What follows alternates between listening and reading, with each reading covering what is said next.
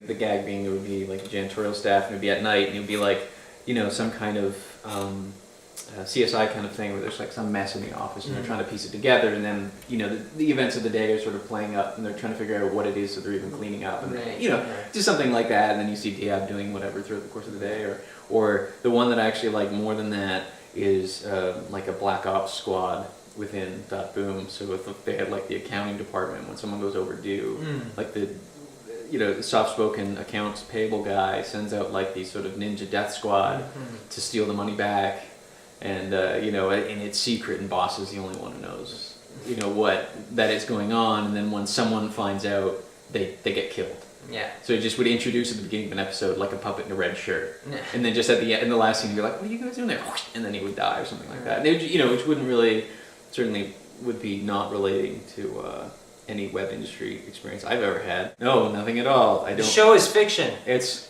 nothing. No Fictional. one ever. No one dies. Made up. Well, we'd have to have the audit episode. Yeah. Or someone audits the software, and then the people like panic because everything's stolen. Because I made that point once in the whole season, I think, and that is kind of a big thing in the industry. So I sort of want to hit that harder. Having like the longer character arcs would work too, but less than the longer like business arcs. Like the boss thing we talked about, like that playing out over the course of the season makes sense, and having that as sort of a long-form journey that he goes on, that's cool. And that but like the business part, it was always one of those things where I didn't want to make it too involved because people would email me saying they didn't understand some of the terms, which was my own fault for not really explaining it contextually enough. But then also it's or like having nifty graphics. nifty title. Yeah, that was the thing. We like the title right there, and it's like, this is what this means. And okay, no one knows the character names. Every episode it says character name and role in the company. No, like even people who are like regular viewers, like they know the Brian Puppet name, but that's it, presumably because it's my name. Yeah. But everyone else is like, oh, who's that guy who really swears a lot? It's like it's on the screen. It's just. That's just, name tags. Well, but they are name tags. I think it was a total concession that I made because after the first episode, people said they didn't get them to the names. I was like, all right, so I put it in, and I was very diligent. I think I missed like 2 episodes. If it were your show, exclusively your show, this is putting on our imagination caps. That's better than my. How would you fix it, or how would you do it? Assuming if it were your show, you'd have interest to do a second season. How would I fix it? How would you fix it? Yeah. I'm not putting you on the spot. I'm just curious. More special effects. Okay. I think I'd really bring into focus, I guess, the 5 main characters, and then the second tier of characters, and figure out how to, especially with shorter episodes, how to keep people alive, like keep the characters alive, right? In each episode, and give them something meaningful to do without it feeling forced. Right. So I guess that'd be, Diab, Jason, Farah, Boss, although he's not, Boss is kind of a secondary character. Yeah, probably. Because he's not, you never feel, like you don't really sympathize with him. Mm-hmm. So Boss, I guess, is kind of a satellite.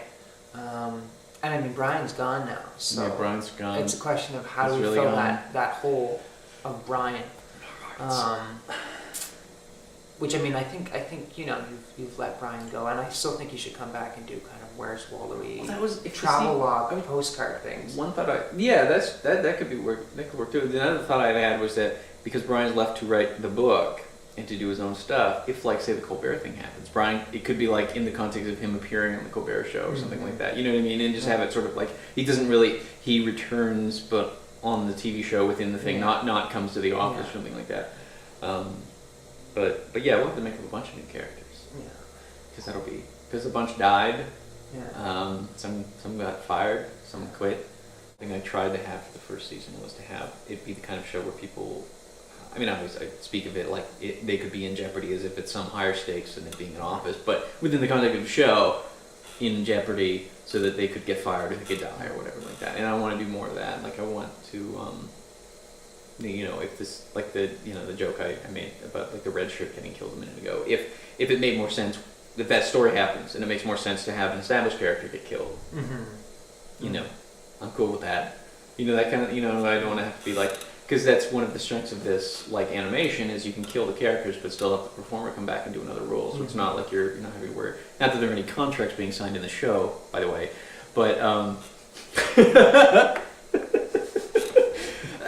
hey, I would love to, because then that would mean I could give everybody money. The contract. You could have a signed contract saying we're not going to get paid. That would be a real jackass contract to have, wouldn't it? Kicking the balls. Yeah, I know. Now that you're lying on the floor. But yeah, because there's that freedom. I mean, the biggest constraint there is time to actually build the puppets. Build the puppets, obviously, is the thing. But I got like 5 people helping building puppets this year, so this season. I guess a year. Yeah, I can call it a year as well. Yeah, I want to take the time to get the stories right. I don't want to rush it week by week. I mean, you know, obviously things will happen week by week, but I want to plan it out fully, and I stick to the plan more because I have a better grasp of the characters and the writing. Because, you know, I've never written anything this big before. Big ongoing. Yeah, it was like 7 hours of stuff. It's a lot of stuff. Box set. Yes, I gotta get around to doing the DVD of that too. But I have to re-export everything because I don't have the final renders of a bunch of them. Yeah. Actually, one I don't have at all. I just have the raw footage. I deleted episode 8. Episode 8, the lost episode. The In the Stack episode where Dostoevsky comes in for the job interview after he's been fired. I know.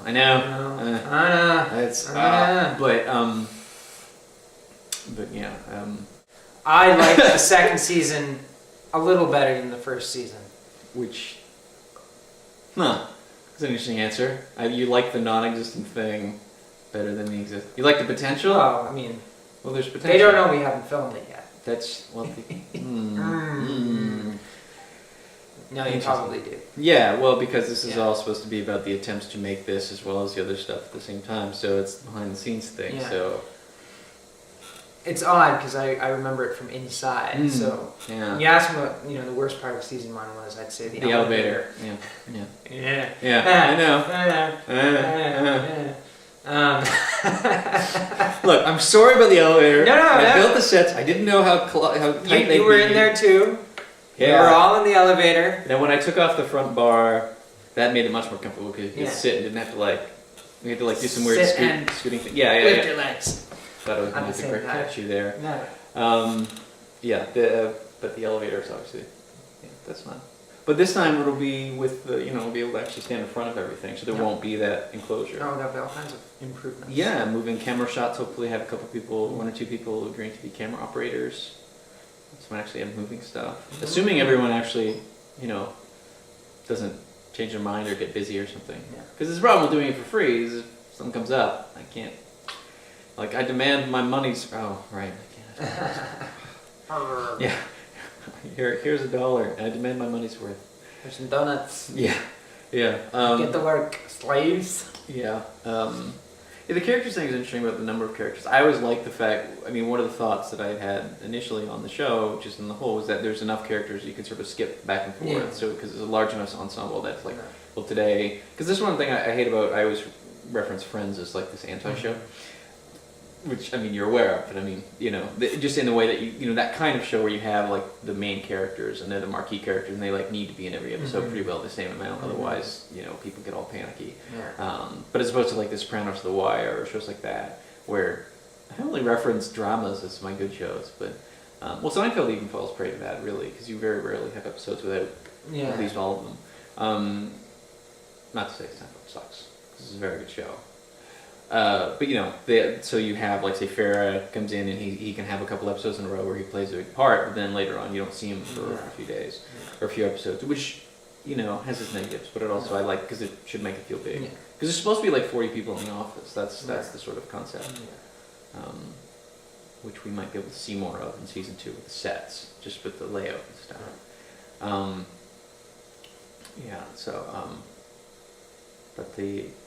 But you think a smaller ensemble? I think smaller, focused ensemble. They should be in the forefront, the spotlight. Right, more fully animated, right? More clearly defined who the A team and B team are. Who they are, what they're doing, whether they're where they're at in their daily daily lives. Right. Yeah. And then maybe people will be able to figure out who they are. Yeah. One thing I was also thinking is that the season opener might serve as a pilot, because I intentionally didn't write a pilot episode, because the first one was like it was already in progress. Because I hate pilot episodes, because it's like, you never really you learn some stuff, but you always learn it later because they reiterate it, and it always bugs me. But then people are used to it so much that they're like, who are these characters? Yeah. So I always thought about that. What do you think about that? I think that'd be a good idea, probably, to do it again, especially since we're upgrading a lot of. Well, all of the puppets are being rebuilt, new sets, new everything, new lighting, new cameras, new. Rather than taking advantage of what has come before, I'm just going to get rid of everything that's come before, because the other way would involve less work, and that's for suckers. Yeah. But one thing I was thinking, and of course when we have the eventual writers summit, I'm sort of hashtags out. None of my own ideas. I don't want them to be like sacrosanct, because if you guys have better ideas, then I'm totally want to go with them, for the good of the show, kind of thing. And like even if if the raccoon idea doesn't fit, it's got to go. You know what I mean? I hope it fits. I really hope it fits. It's gotta fit. It's gotta fit. I'm sure it'll fit. I'm just saying, my mindset. I'm open to it not fitting. But then the idea that would take its place would be so awesome that I don't think anyone would be able to watch it for fear of their heads exploding. It would be awesome. I don't remember what my point was before.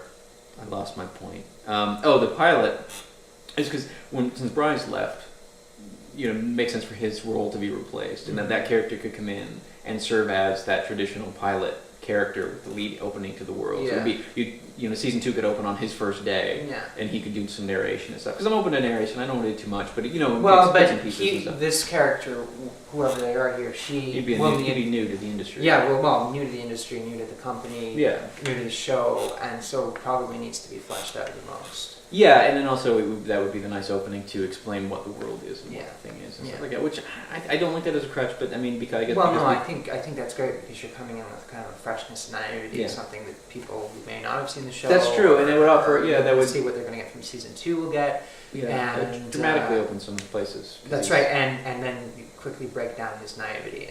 By and then he becomes by the end of the first episode, he should be. One thing I thought of actually would be funny, and I probably won't do it because it's not a joke that would, I think, translate, but was if you have him come in, and he's just like, this is my first day, talk to him, blah, blah, blah, and he comes in and he goes in the elevator, and then he walks off camera, and then you completely ignore him until the last scene where he comes out, what an amazing first day I just had at the company, and then he goes home, and that's the end of the episode. But I don't think that would really, I like the joke. Yeah. But I don't think it would come across properly. I don't think it would sell. Well, I mean, you could do that too, and then maybe the second. Well, it could be that character. It's just then the second episode might be about him more, or more integrated.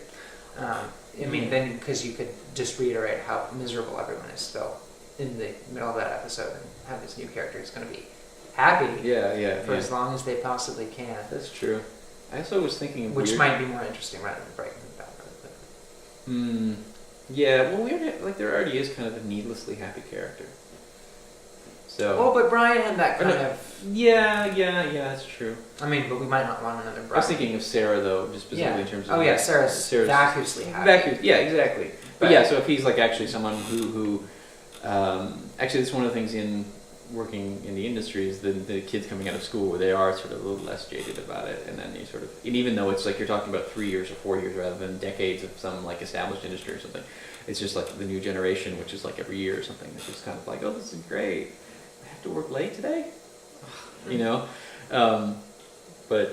yeah, I mean there's different ways we could certainly play that. I mean there could be multiple ones, we could have interns as well, that would be even more idealistic.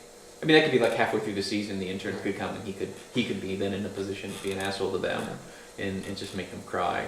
And that could be fun. So that's not bad. I mean, just the general sort of playing on that. Also, I also wanted to do explore the different areas in the office because it'll be a different building. Yeah. In the logic, then it could be a bigger and more expensive building for some reason we could justify in the plot because they could be just able to upgrade somehow, like that award could have gotten them a couple big jobs, or they could have been bought out or something like that.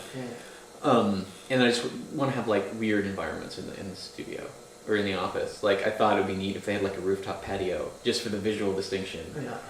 And then also I got in my head, but it would be funny if there was like in Star Trek Next Generation they had 10 Forward, they had the bar. Mhm. So we could have like a dine-in kind of character and just have a bar where they, because I mean in the kitchen you just have a ramped up kitchen. Right? Yeah, well, with Diab, you should definitely have an accessibility issue episode.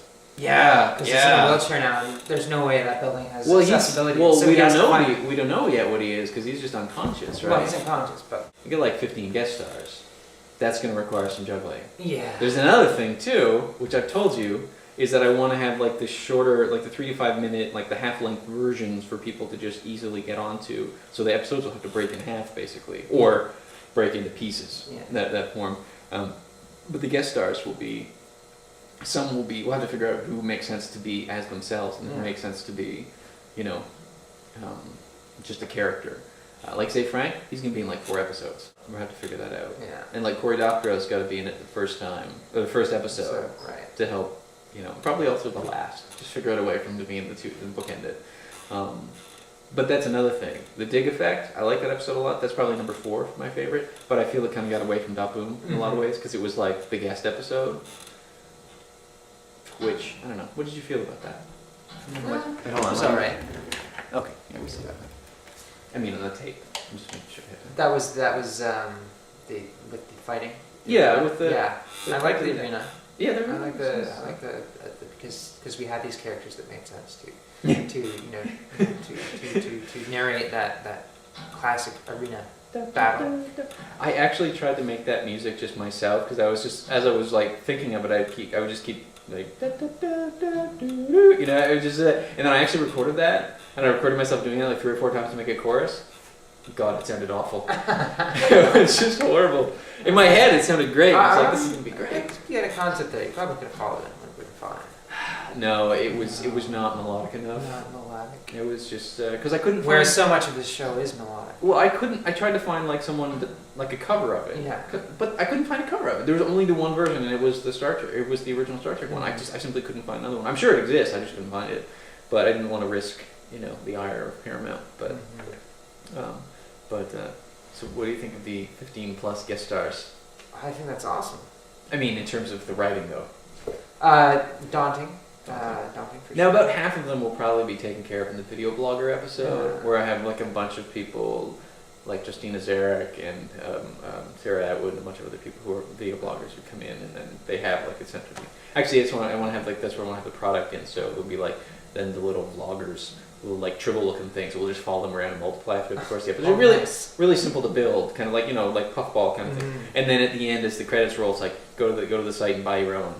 So just an immediate thing, and because I know most people would probably, like a lot of people would probably watch it just if I can get people to actually talk about it. Nice. So it'd be like a $10, $15 little ball of fur.